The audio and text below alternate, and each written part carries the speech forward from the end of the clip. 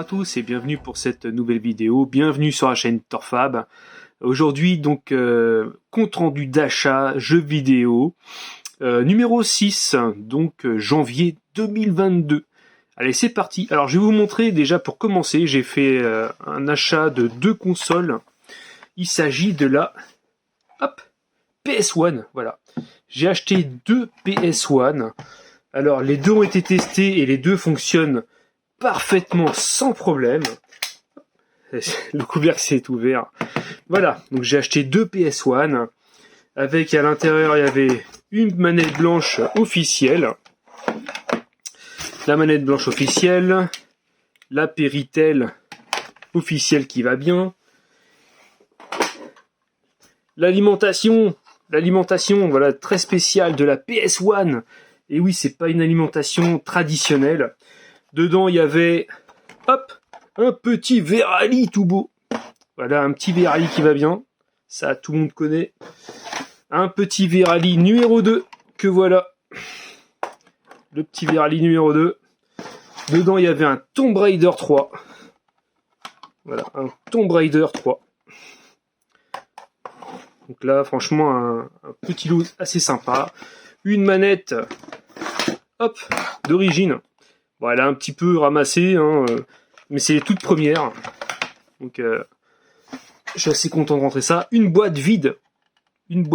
Ça sert toujours. Les boîtes cristal, ça pète comme du verre, c'est un peu galère. Dedans, il y avait également une carte mémoire blanche. Et une espèce de carte mémoire avec moitié un infrarouge, je sais pas trop ce que c'est. Si vous connaissez, dites-moi ce que c'est. Je sais pas. Apparemment, mon papier dessus, ça fait une genre de carte mémoire. Au pire, je regarderai quoi. Donc voilà, j'ai rentré ce petit lot et tout ça, donc ça sera en vente.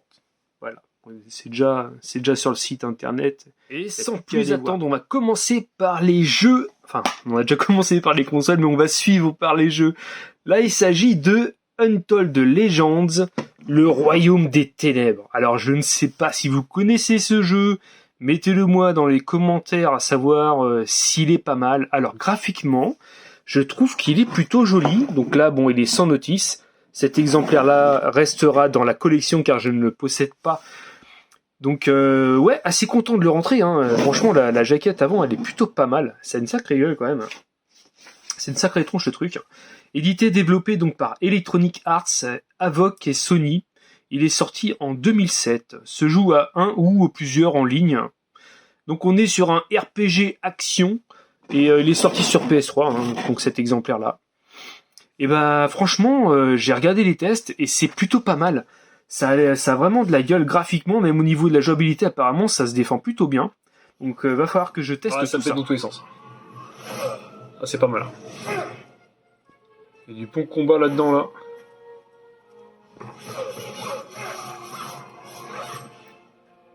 Graphiquement, c'est joli, Là, j'ai une connexion un peu à la con, donc on a du mal à voir, mais graphiquement, c'est pas mal. J'aime bien.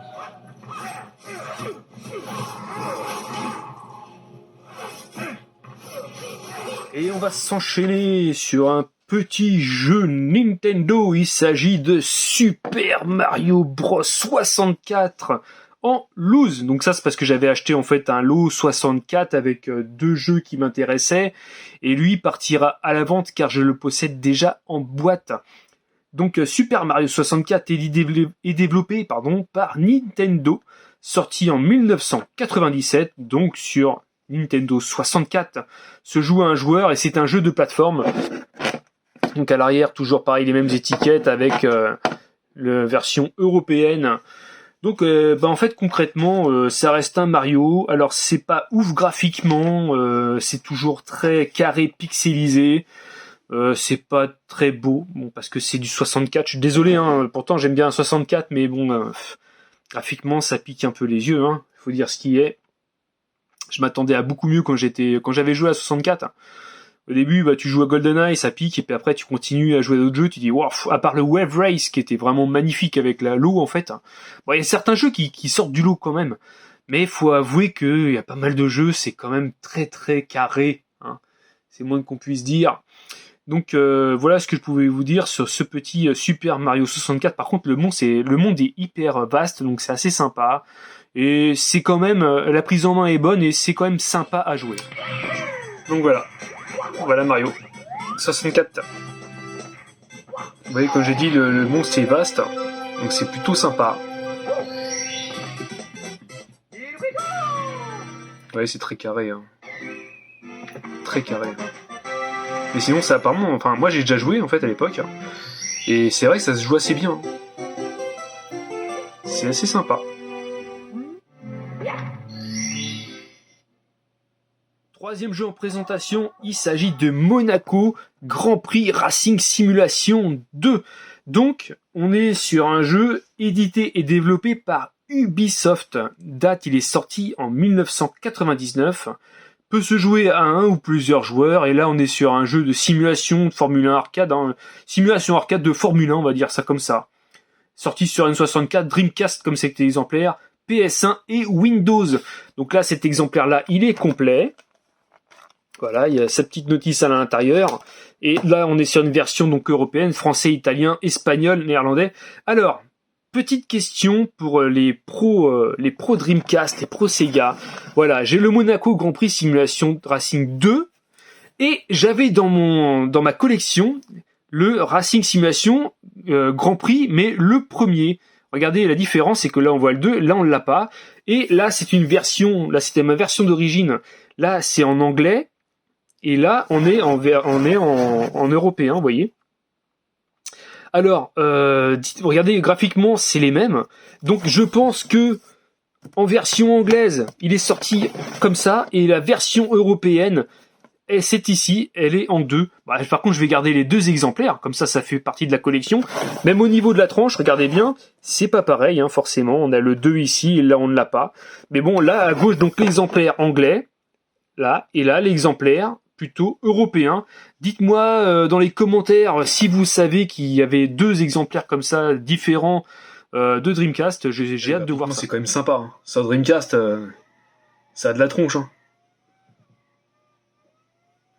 Faut se mettre dans le contexte que c'est quand même avant les années 2000, quoi. Et franchement, je trouve que c'est bien fait, quoi.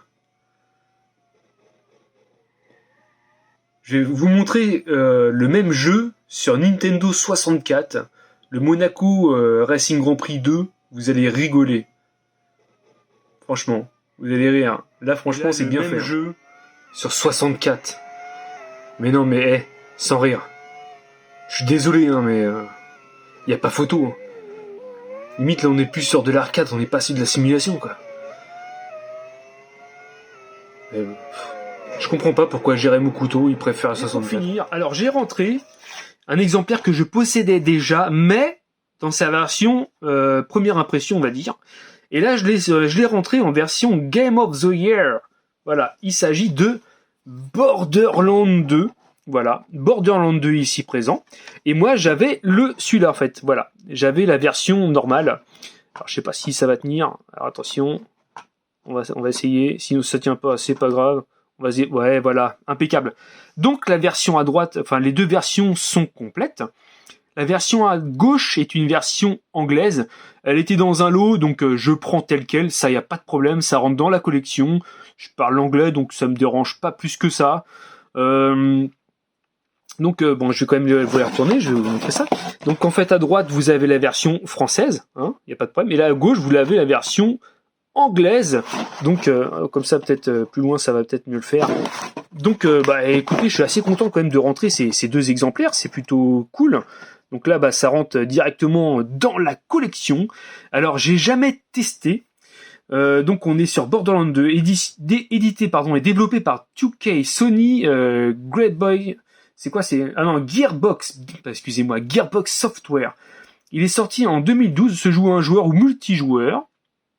Alors on est plutôt sur un FPS tiré à la première personne, hack and slash, action RPG, il y a un petit mélange de tout et ça c'est plutôt quand même pas mal. Sorti sur PS3, Xbox 360, PS Vita et Switch. Alors j'ai vu quelques petits let's play, ça a l'air plutôt bien. On est plutôt sur un cel shading comme le Walking Dead sur PS3. Quand j'ai regardé les extraits, ça donnait vraiment envie de jouer. Bon, j'avais déjà vu des extraits de Borderlands, mais là, ouais, ça m'a donné un petit coup. Là, j'ai dit, ouais, pourquoi pas. Mais par contre, je testerai. Je possède déjà le 1. Je vous montrerai ça plus tard. Je possède le 1, donc je testerai. Enfin, je ferai d'abord le 1 et le 2 et ainsi de suite. J'aime pas commencer en fait par la fin entre guillemets. Allez, c'est parti pour un petit let's play. Borderlands 2. Bah franchement, c'est beau. En cel shading comme ça, là, waouh, ça pète. Hein. Bah, j'aime bien. Clairement, je trouve ça vraiment très joli. Hein. Très très joli. Très sympa.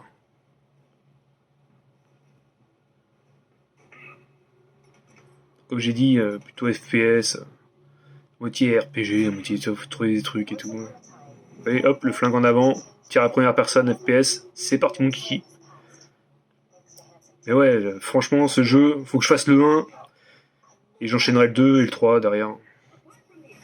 Allez, le petit bonus de fin qui va durer que quelques secondes. Attention, hop là. Et voilà, ça faisait aussi partie du lot. J'ai acheté ce petit LCD là, Mouse N4 ou je sais pas quoi là. Bon, je sais pas d'où ça sort, je sais pas où les gens achetaient ça, dans les supermarchés peut-être, j'en sais rien. Alors j'en possède un comme ça, alors c'est pas le même titre, mais il est jaune et vert. Je sais pas ce que c'est, je sais pas d'où ça sort, mais bon voilà, je l'avais pas, donc lui je vais le garder. Allez, c'est parti! Lâche un petit pouce bleu si t'as aimé la vidéo. Et n'hésite pas à t'abonner si c'est pas encore fait. Allez, ciao!